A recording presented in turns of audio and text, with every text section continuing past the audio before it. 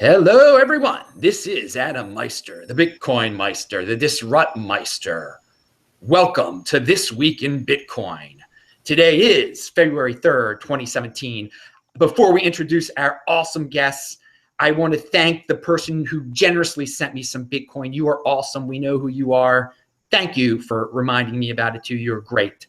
Also, I had an earlier show today. It will be linked to below. I'm like the hardest working man in crypto, because I also had yet another show that you can find on Tai Zen's channel that I will link to below. All right, so let's introduce the guest for This Week in Bitcoin. First of all, we have James Bond here. He's got his own channel where he talks about all the cryptocurrencies, or the major ones. It's really interesting stuff. There's some artistic stuff involved too. Some of you know him, some of you don't, but he's a good guy. So hello, James Bond. Oh, hello, Adam Meister and everybody else. Awesome, awesome. All right. Then we have a man that has been on here before, Shayne, the independent optimist. He's got his own channel out there with video games. He does video game stuff, business. He works for himself. He's an independent thinker. I'm going to link to his stuff below also. It's not there right now, but I'll get to it. But he's been on the videos before. He's a great guy. He knows about cryptocurrency. Awesome dude. Shayne, welcome to the show. Hello, Adam. Good to be here. Awesome. All right. Now, and Shayne's coming from the West Coast. Then we have a guy, I mean, I can say so much about him. He is awesome. Lorien Gamaroff is coming he's in right now, Johannesburg. That is where he's from. He is known by some as the Roger Ver of South Africa. Very well known in South African Bitcoin community. He was an early adopter. He's given out Bitcoin to people in the early days to get them into it. He's passionate about Bitcoin. He is passionate about Africa, spreading the word in Africa. In fact, hopefully very soon, Lorien and I on this channel will have a every other week or weekly show about Bitcoin in Africa. We're working on that. That's a little, you get some inside information here. But when I was in Africa, I was in Zimbabwe, in South Africa, in Mozambique, on the ground with Lorien Gamaroff. I mean, this man is hardworking. I cannot say enough about him. Lorien, welcome to the show. How are you? Adam, thanks so much. You should come back to Africa. It misses you. Very good. Nice to be here. And nice to meet you, Shayne. I miss your hospitable ways and just the glories of Johannesburg. So I'm going to let you start it off today. This show is about the news of the day in Bitcoin. Tell us about what is going on in Bitcoin, in cryptocurrency, in quote-unquote blockchain, in South Africa, in Africa. What's your feel of the situation? You've met with central bankers. Tell us that story. Just open it up. Sure. So I've been involved with sort of bringing blockchain into the organizations. Bank-Immune, the company that I founded, was specifically created to try and find out, is there any merit to all this blockchain talk? Is it in fact going to change everything? So for 2 years, just over 2 years now, this is what I've been predominantly focusing on. And as you know, South Africa isn't like the rest of Africa. It's sort of like Europe, that's it's advanced. A lot of people are banked here. It's not like sub-Saharan Africa. Our banking system is very sophisticated. Infrastructure here is very sophisticated. My internet isn't working so great right now, but that's changing. And so apart from the other Bitcoin business that I'm trying to get, my stated goal is to bring Bitcoin to Africa, trying to see if it is possible that a bank could actually now take a blockchain, create a consortium, and use it to improve the way they're doing things, add value, make things more efficient, save money, and bring value to customers. So that's the world I've been in. Spent a lot of time workshopping with banks, central banks, insurance companies, law firms as well. on this blockchain topic. And but to be honest, I started with Bitcoin 6 years ago, and I think that is in fact, the real thing here. Blockchain, it's it's a wait and see game. I think there's going to be a lot of disappointment when this bubble crashes, this sort of hype cycle pops. But Bitcoin is here to stay. And, when you in a country like Africa, as you know, Adam, it just makes sense here. It's not a cliche to say that Bitcoin is going to grow in Africa. It's something that's needed. So it's a very exciting place to be. Now, very quickly, what happened when you met with the central bankers? What was that like? Well, I've met with them several times. We've workshopped. They, at this stage, are hearing this buzz. They want to understand it. So I've spent a lot of time with all the different divisions, with the exchange control guys, with the payments guys. They just, first of all, want to understand the tech, and then what are the implications. Right now, a central bank, it's difficult to create policies around something that doesn't exist yet. And I'm specifically talking about blockchain. They don't want to just wait and see, but the fact is that you can't regulate a technology. Only you can kind of regulate what's being done with that technology. So because there's nothing really being done with blockchain other than all these POCs, they have adopted a sort of wait and see approach. But they're slowly coming on to the idea that Bitcoin is a real thing, and that is something that people are using today. There is a risk of capital flight, a risk of tax dodging, but it's so small right now. And because they're not like us, they haven't been involved with Bitcoin for years and get it. They struggle to see that it's anything other than just this kind of made up. It's almost like a Second Life Lindens or Warcraft Gold, this digital currency that it's like a game currency, a virtual currency. But as the price is going up, and as more companies are coming on that are actually facilitating Bitcoin transactions, I think they have appreciated my involvement, because I'm creating a Bitcoin business, making it easy for Africans to buy Bitcoins instead of having to go onto an online exchange. Although we have one here that's only able to really cater to those people who are very sophisticated. So we're trying to create all these ways that people can get Bitcoin, and you hold Bitcoin and send Bitcoin, and they want to use my business as a case study so they can have something real to sink their teeth into. It's not just ideas. This is something that is happening today. So it's been really great. I think the approach is good, that if you invite the central banks in and you accommodate them, and you make as if you make a big effort to let them know what you're doing, make them feel that they're a part of it all. I think that is going to be the right approach. We all want to have legitimate businesses in Bitcoin. We don't all want to be anonymous and creating these decentralized exchanges or whatever it is. I would like to follow whatever route it takes to actually make Bitcoin a reality in this country and throughout sub-Saharan Africa, because that's my focus. So it's been very positive. And at the end of the day, central bankers are people too.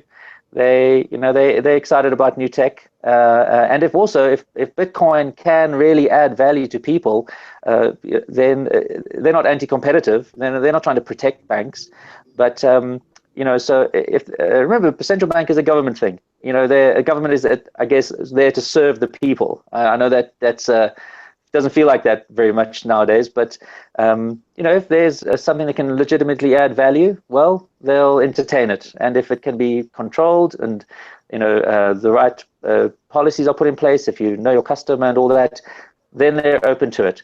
And our governor as well, he's quite a progressive guy. He's made a lot of statements about blockchain being innovative and interesting, and even throwing out the idea that maybe they are going to try out and test a digital currency, but that's pretty far down the line. But it's a great place to be. When you're holding hands with the kind of the law.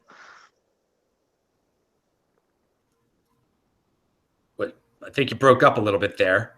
Anyway, you broke up, but not to worry. Yeah. Okay. Yeah. Okay, there you go. There, that's better. But one thing that you brought up that's very important that is a reoccurring thing here in the United States too is this Bitcoin versus blockchain thing.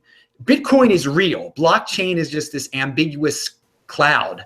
Shayne, what are your thoughts on the Bitcoin versus blockchain? I mean, this is in the news every week. You've got a big corporate contingent talking about blockchain, but I don't even know if they know what they're talking about. And then you've got the people like us that are talking about Bitcoin. What's your take on that, Shayne? Well, I think blockchain is just the term that people who don't want to say Bitcoin use to get away with talking about it without actually saying Bitcoin. As far as I understand it, blockchain itself is not really a revolutionary technology. You know, you're just taking blocks of data and a historical stamping proof on a ledger, and that's not really new technology. It's the decentralized nature of Bitcoin, the borderless, trustless, anti-fragile, permissionless development. It's that kind of stuff that makes Bitcoin interesting. And I really think when people talk about blockchain, they're not really talking about anything. It's just a way to say Bitcoin without giving the credit to Bitcoin where I think it properly deserves to be.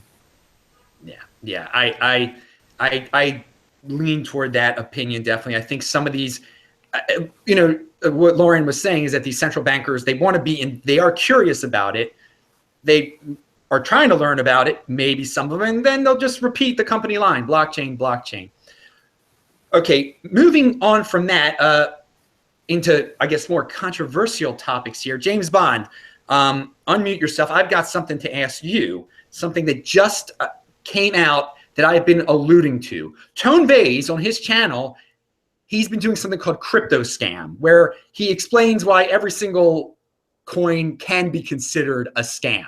And there's one person saying it's not a scam, one person saying it is a scam. That's his shtick, okay? So I said that soon enough, there was going to be a very controversial one coming out. Well, about an hour ago, it came out. I have linked to it below. It's the Dash one. The person who is calling Dash, and I have not watched it yet, but the person calling Dash a scam is Fluffy Pony of Monero, the guy who made Monero. So we're all familiar with the issues here with Monero and Dash. Their groups are kind of rivals. So James Bond, let me ask you, what do you think about a move like that, where the guy who founded Monero basically is saying Dash is a scam on a show? I mean, what do you think about that? Well, I just saw a little bit of the show before I came on to your show, so I did see a little bit of it. And so I think it's known. I think that situation is known, and it seems from a user perspective. Now, I do own some Dash because somebody gave me some Dash as a donation. All right, and I also own Bitcoin too, which somebody also donated Bitcoin to me. So I own both, but I don't own any Monero, so I can't really understand Monero. But as far as Dash goes, I think a lot of people will be okay with it because it's going up right now. And even though if people say, hey, it's a scam, look at all the coins that are like on the top 20. And we all know they're scams, right? And so does it really matter? I think really what helps Dash is not whether people think it's a scam or not. I mean, I think by now we should all accept all coins are scams. But I think what helps is the community, the marketing. I think that pushes Dash, and then that push forward to like having your Trezor. I seen your show. You had the Dash Dash is on Trezor now. Yeah. So as long as they keep making moves like that, I don't think nobody cares. All right. So in my opinion. Now, so what you're getting at, and I agree, Dash does marketing in a very positive way. And that is what people are like, well, why do you like Dash more than Monero? I don't. I like them both. I like them both. Where the problem is I kept on saying, the Monero community needs to market better. The Monero community needs to market better. And they obviously have a person who's very prominent, Fluffy Pony there. So when he goes to market, this is what he does. Now, I've not met him personally. I actually was around him when in 2015, apparently, when I was in Cape Town, and I didn't know him back then. And I'd love to have him. I want him on the show. He's a smart guy and everything, but I can't believe he's taken this approach. I think it is a very poor marketing choice to say the other one is a scam. And while the other one, being Dash, is taking this high road perspective. So Shayne, you know a lot about marketing stuff. What's your opinion on this? Yeah, I kind of listened to a little bit of that show too, and one thing it reminded me of is how YouTubers in certain genres will kind of bicker with each other to help to kind of circulate their name into the broader community. Like, it happens a lot in like vegan YouTube channels. You know, so-and-so will say so-and-so isn't a real vegan, and then they'll have to make a response video, and then that just gets the drama, gets people talking about it, and that's fine, you know, because it'll raise awareness for their currency, and people will look into it, and you know, that's good for them. As far as if I want to be involved in any of that, you know, if I made my own cryptocurrency and had it out on the market, and someone said it's a scam, I would just kind of just let them talk about it. You know, I wouldn't really pop in there myself personally, but that, from a marketing perspective, that seems to be the approach that Fluffy Pony seems to be taking, is to create some drama in the crypto, the altcoin space, and get some people talking about Monero versus Dash. And then who knows, maybe some people will actually look into the meat of the differences between the two currencies and, you know, come out with a favorite. That's my thoughts on that anyway. It just looks like YouTube drama to me, basically. Yeah, it is drama. I'm a guy who tries to avoid drama and such, and I'm very interested in the marketing techniques of these altcoins. And I've been impressed by Dash. Now, Litecoin is they're starting their segregated witness, the road to segregated witness, which we will get into because that is big news this week. Charlie Lee is the guy behind the Litecoin, and I mean, he's tweeting out stuff. It's almost like he's spreading FUD about his own coin. The guy's so honest. So I feel like their marketing approach is even straight. They don't have a marketing approach at Litecoin, which, I mean, he believes that, I mean, it's going to set, you get good tech guys behind it, it's going to sell itself. So Lorien, I know you're not an expert marketer or whatever, although you are a great marketer because you're a hands-on approach down with the people. So, I mean, you can give us your thoughts on that. Give us your thoughts on segregated witness also with I mean, I don't know if you know much about what's going on with the Litecoin segregated witness, but if it works out well with that, then maybe Bitcoin will do it. So I put a lot on your plate there, Lorien. Pick and choose. Well, in terms of segregated witness, you know, I think this it's a bit unfortunate with how the community is being split just along those lines. But, you know, I like the fact that Bitcoin doesn't have a kind of benevolent dictator or a foundation that's as sort of driven as Ethereum or one of those, and that it's very difficult to change Bitcoin, which means that we have to be conservative, and we don't want to fail hard, you know, like these other coins are doing. And to me, it just seems that segregated witness is like the easiest and simplest approach to just reaching that extra level of scale with Bitcoin. You know, we don't have to do anything drastic. I know that just raising a block size, even if we were just to raise it to 2 megs, you know, if we could just slowly push this along, you know, Bitcoin has this unfortunate expectation to become this global financial currency overnight. When the internet was built, when it first came along, we didn't have that expectation that in the 90s now we wanted to watch Netflix movies or we wanted to have social media. But Bitcoin has come along and said, look, this is an alternative to the financial system. Now we have this expectation that it must have hundreds of thousands of transactions per second, and it must be everywhere in every pause. You know, I think that's going to come. But to me, the best approach with something like this is to go slowly and steady. That the community, it's difficult for the community to make drastic decisions. That the only decisions they can make are these cautious ones. So segregated witness, to me, it's a no-brainer. I think we'd all much prefer there to be no risk of a community split, and having segregated witness implemented means that everything's backwards compatible. We've made a small incremental improvement, and then when we see how that takes off, then let's go and think about the next step. And who knows, maybe those smart core guys are going to come up with something else, or maybe another contributor to the project will come up with something else.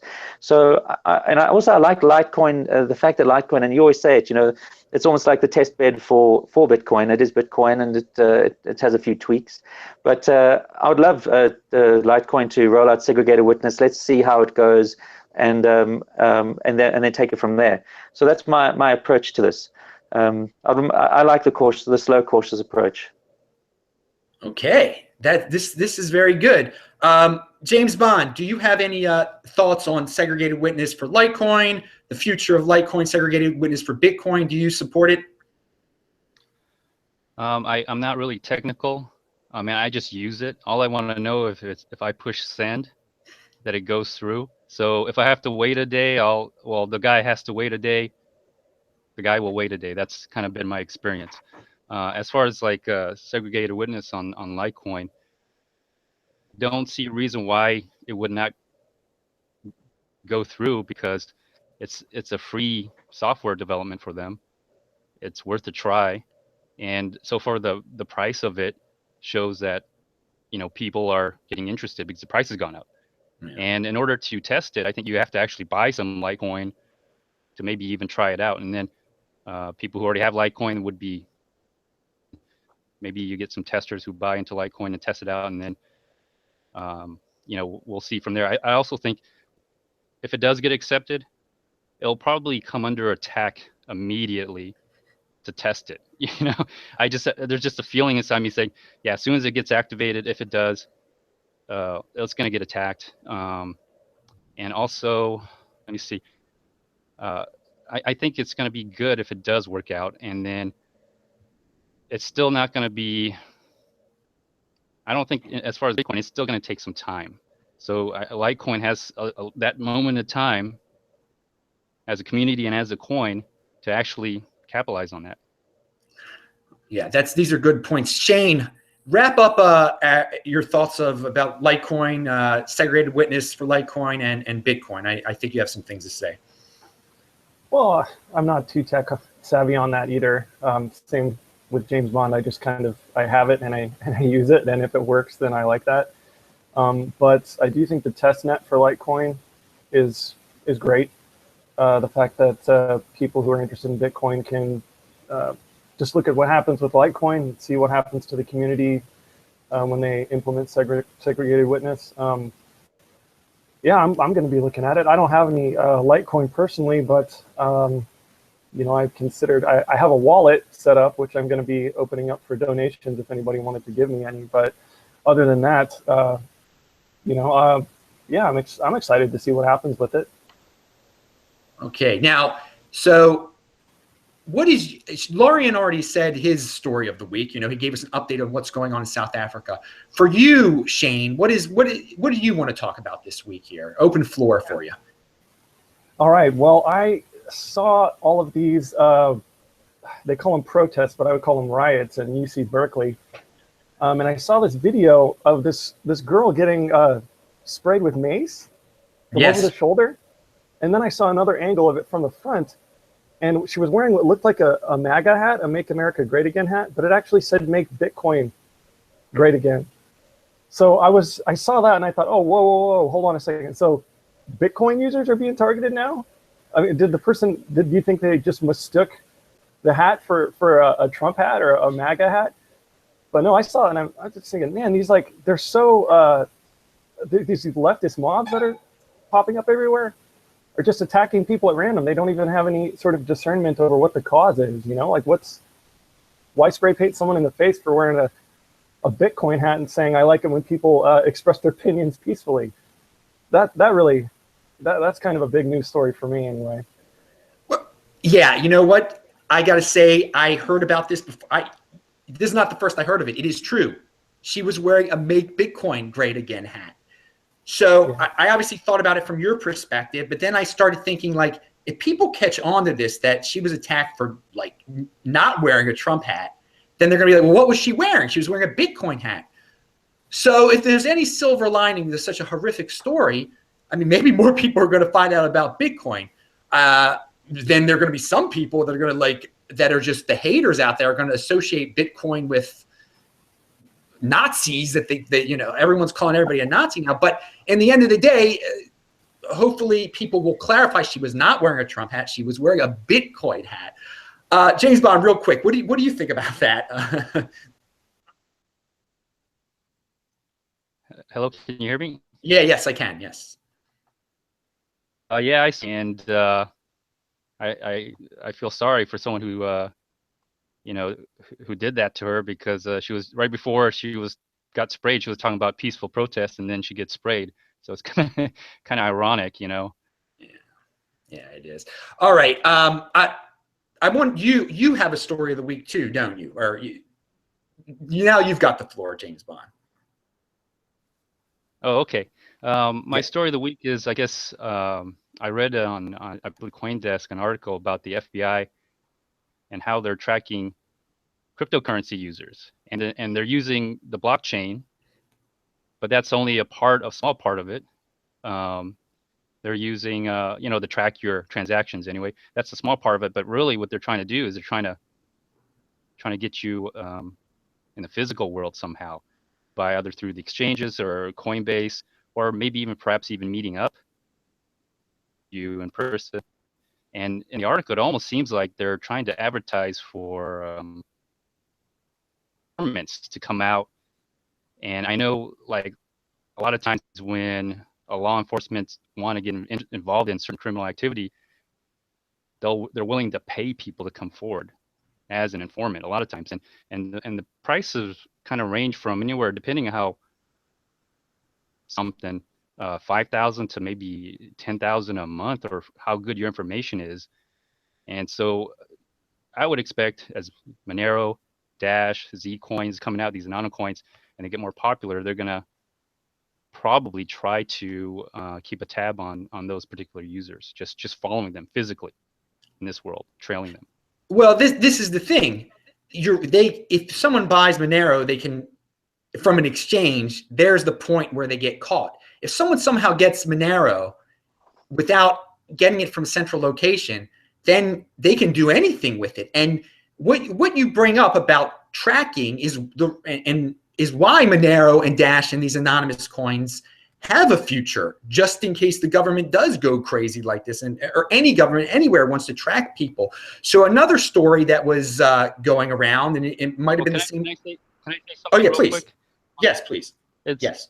That's true. You can, like, virtually be untraceable, but at some point you want to use those Moneros and those Dashes and those Z caches. You got to send it to somebody, right? And that's the point where you're the weakest, is when you physically use them to use them, you know. And so at some point, these Moneros, these Dashes, they're useless virtually, unless you're going to trade another virtual coin. So they're going to be following Bitcoiners too, because they know at the end of the road, in my opinion, on all crypto coins, all these altcoins, they all go back to Bitcoin, where they can be traded for cash. So that's the weak point right there. It'll always be that exit. That's in my opinion. Okay. So they'll just have to, all they have to do is just keep trading with Bitcoiners, and they just follow the trail on someone. I mean, there's probably some people being tracked right now. I think people are being tracked right now, in my honest opinion. Obviously, the blockchain, the Bitcoin blockchain, if someone's good, yeah, they can track. I want to get to Lorien on these issues that we've just talked about: anonymous coins, the government tracking, the government. And another article was the government was worried about Monero. What are your thoughts on these type of things, Lorien?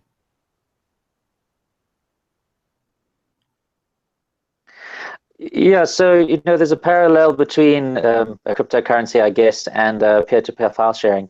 Although the difference is that the currencies that people trade amongst themselves aren't like a movie or music, because we can trade music and movies, but we consume the movies and the music.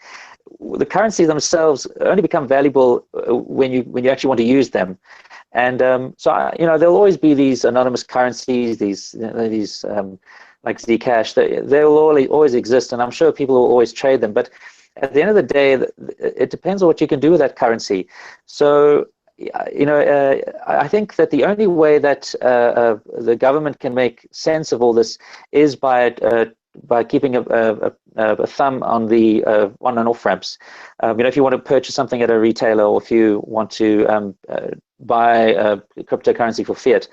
And I think that is actually something that they should encourage. And this is what I suggest to our central banks here, is that this is something that's going to exist. And if they want to, they can stamp it out. Well, they can try and stamp it out. They can put pressure on companies, and the trading of those currencies will be limited to a kind of underground economy.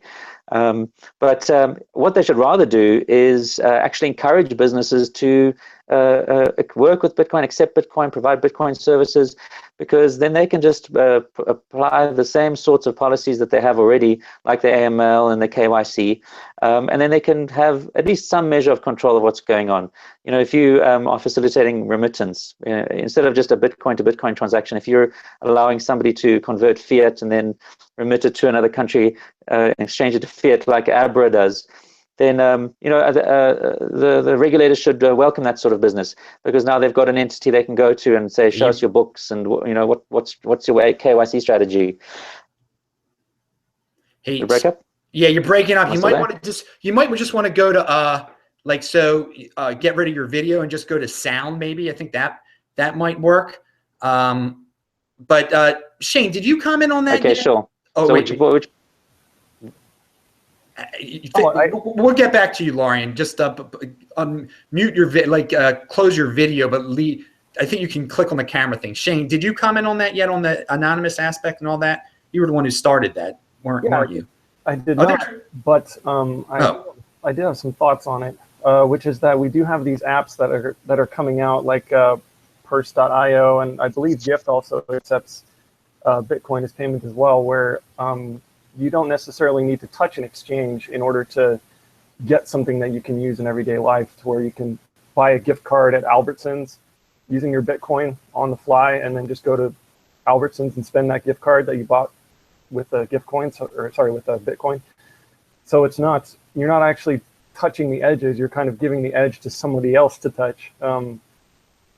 And more often I see people developing these ways to kind of work around that potential choke point at the edges. I know that's what Antonopoulos always says, is that center, it's when you get to the edges, to the exchanges that they can regulate, they can tax. But if you're just sending Bitcoin to somebody who wants it for something, then it's kind of, that's kind of tough. Yeah. Now on a subject that's, I guess, Shayne, were you the one did you send me that Roger Ver tweet? What he said about the how slow Bitcoin was, or something like that? Yeah. Yeah. So I actually linked to the tweet below. Roger Ver, what's your take on Roger Ver's approach to this the segregated witness thing? I mean, he's a smart guy, but he seems to be on a mission, a suicide mission almost. And the tweet was like a little obnoxious and it's linked to below. What's up with that? Well, I think he has his vision of what the Bitcoin protocol was intended to be, and what Satoshi intended for it to be, and to him that's a peer-to-peer cash system. So that's his point of view on it, and I look at what he says because he's a major voice in the community, and it seems like he gets more flack for what he says than support. And I like the guy. I don't have any problems with Roger Ver. I like to look at what he says and then see what other people say to kind of get my finger on the pulse of what's going on with that. But yeah, he wants the hard fork, and he wants to make Bitcoin faster, because ideologically to him that's the vision, that's the whole idea. Okay.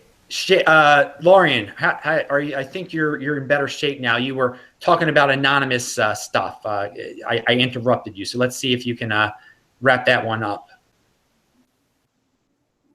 Yeah. Okay, that's good.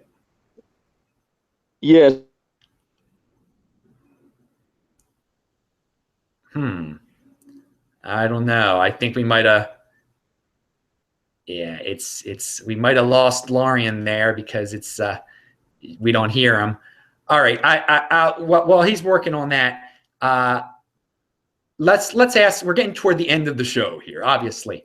I want to ask everyone about Litecoin. It is big in the news, and they've started to try to implement segregated witness. The simple question is: in 2 months from today, will Litecoin have implemented segregated witness, and what will the price of Litecoin be? James Bond, what do you think the answer is to that question? I think the answer is going to be yes. Like I said, it's free software development. It's going to drive a lot, and I think the miners, I think they know that, so they'll do it. Maybe they'll even cash out on the rising price. Your thing? How long? Wait a second, it's kind of dropping out on you there. Give us your price prediction. Oh, price prediction. Yes. I don't do chart analysis on Litecoin, but I think it's $4. Mm-hmm. I would just say double the price, 8. Okay. Shayne, what's your prediction there? Will it be implemented in 2 months? What will the dollar amount be?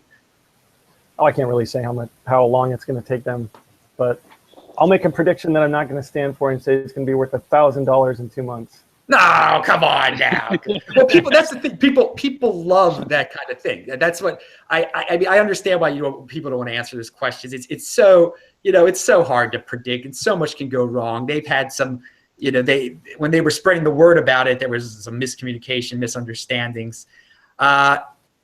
Lorien, are you there still? Can you hear us? It's unfortunate. I can still hear you. Can you hear me? Oh yeah, now we can. Do you think Litecoin will be implement segregated witness in 2 months? And do you have a price prediction for Litecoin in 2 months? I don't know if they're going to implement it by then. And price, well, if Bitcoin does well, it'll also, I think, do well. But I can't tell a price. Okay. So you're more of a Bitcoin is going to drive the Litecoin price type of guy there. Okay. So let's everybody we're going to give our concluding remarks here. And some people are a little breaking up there a little bit too. So it's someone's telling us to end the show, I guess. James Bond, what are your any concluding thoughts on the week? Anything else you have to say? I did like the price of Bitcoin going up quite a bit, up to 1,000, a little bit over, and I hope that it continues to go up. Yes, that is something that we should have mentioned. I mean, one of the stories of the week is Bitcoin is over $1,000. I mean, that's great, but I mean, it's kind of like commonplace now, almost like, of course, it's over $1,000. Shayne, what do you think about the $1,000? I guess, and any conclusionary thoughts, any things that you'd like to add, a story or anything? Yeah, sure. Well, obviously, I like to see the price go up. It's fun. I like to see the price go down too, because then it can get some more. But yeah, I think when the price goes up, one thing that tends to happen is people start talking about gold parity. And I saw the Libertarian Party on Facebook posted an article saying, "Is Bitcoin the new gold?" That got them all stirred up, and it kind of made me realize there's still a lot of FUD that we have to deal with, because people just they say the same problems over and over again. You and I dealt with this on the show a couple weeks ago. The same kind of FUD it's just always out there. And I also think it's important not to compare Bitcoin to gold in that way, not to try to talk of it as being a replacement for gold, because they're two different things.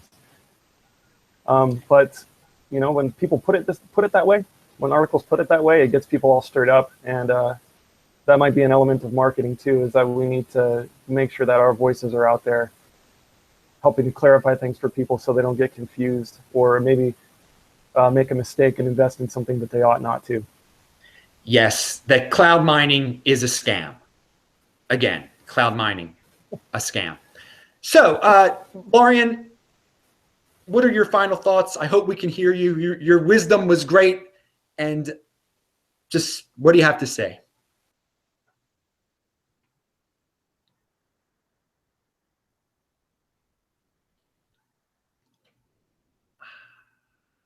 Yes, there can be bad internet connections in South Africa also.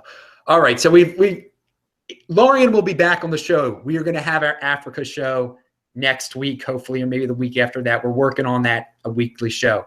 Okay, everyone. Well, that's it for this week in Bitcoin. I hope you enjoyed it.